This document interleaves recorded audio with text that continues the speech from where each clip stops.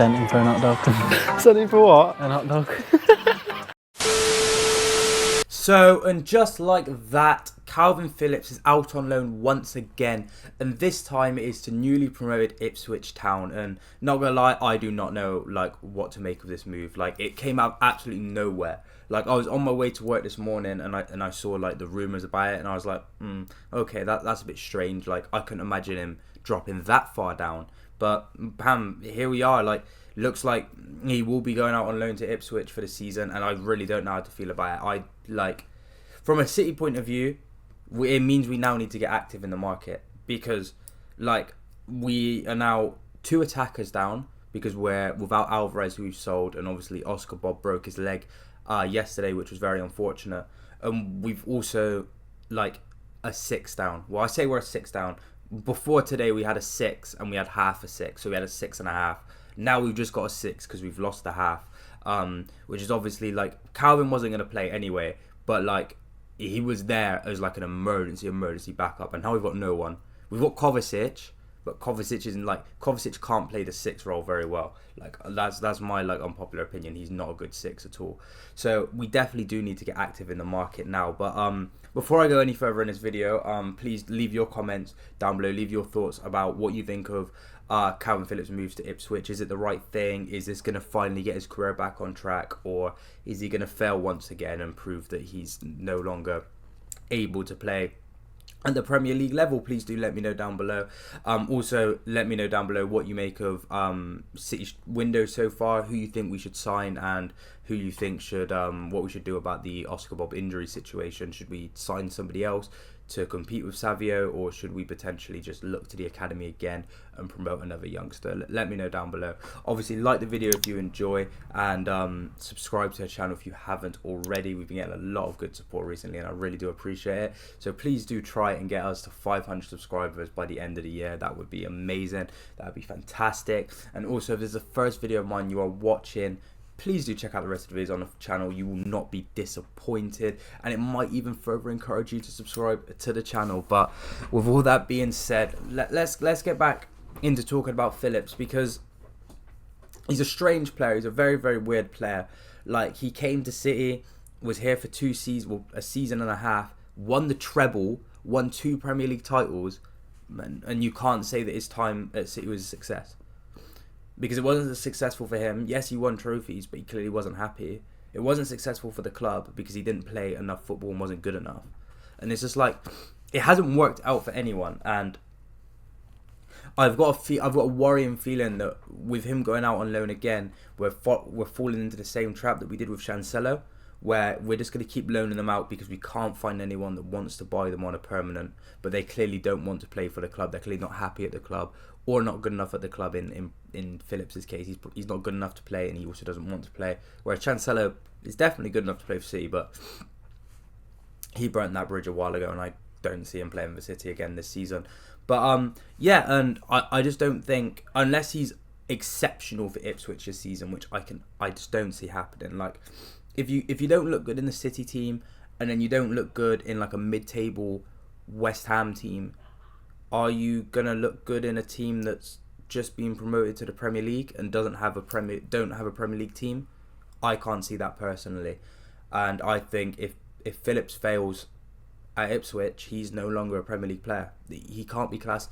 If you can't do it at Ipswich, can't do it at West Ham, and can't do it at Man City at 3 different levels in the Premier League, you can't be classed as a Premier League footballer. And then that would be very worrying for Phillips. It would definitely put everything into perspective for him, because like I said, he has had a difficult time at City due to injuries and fitness and that, but going to West Ham was his chance to get his career back on track and show everybody that he was still good enough, and he obviously didn't do that, and he was very, very poor for West Ham, which led to them not trying to sign him on a permanent, which led to him coming back to City and finding himself back out on loan to Ipswich. And again, I just don't think it's going to go well personally. I just think he's had his time at the top level, which was unfortunately very short-lived, and he's now in a position where he probably just needs a fresh start, somewhere completely different. I think maybe go to a different league, different country, even drop down a tier. I just think a break from Premier League football would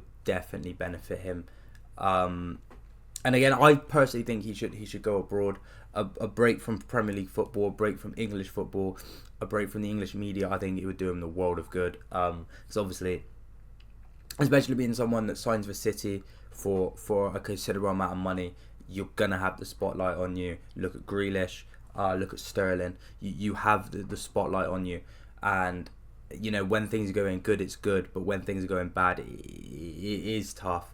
And I do feel for him in the fact that he struggled with injuries.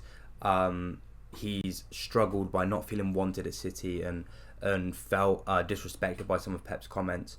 But like at the end of the day, like if you're not good enough, then you're not good enough, and I do think that is unfortunately the case with Phillips. I was never really too interested in the move when he signed for us, but I thought he could definitely like do a job.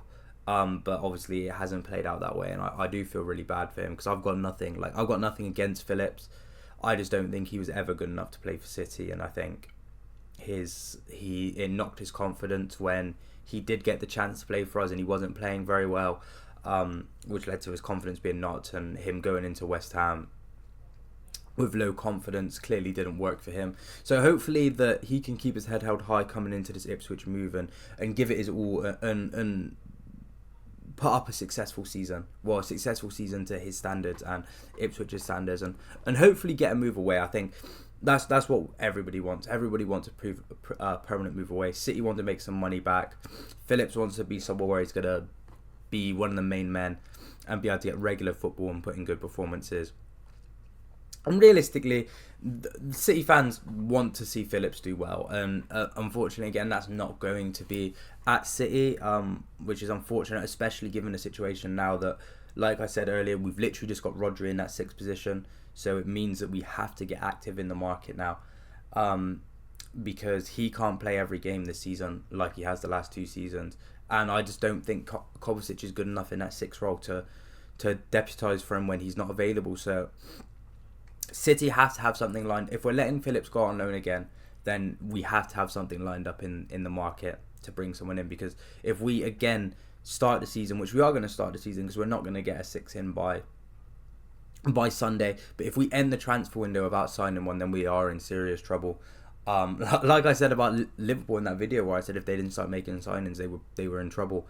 And I think we could definitely be in a very similar position if we don't hurry up and sign someone like a backup striker. We definitely need a backup striker, because I don't think if Haaland's injured, I don't think the going back to playing the false 9 ball that we played in 2021 and 2022, I don't think that would work in the Premier League at the moment with the way the league's changed. I don't think you could get success with that, as you've seen.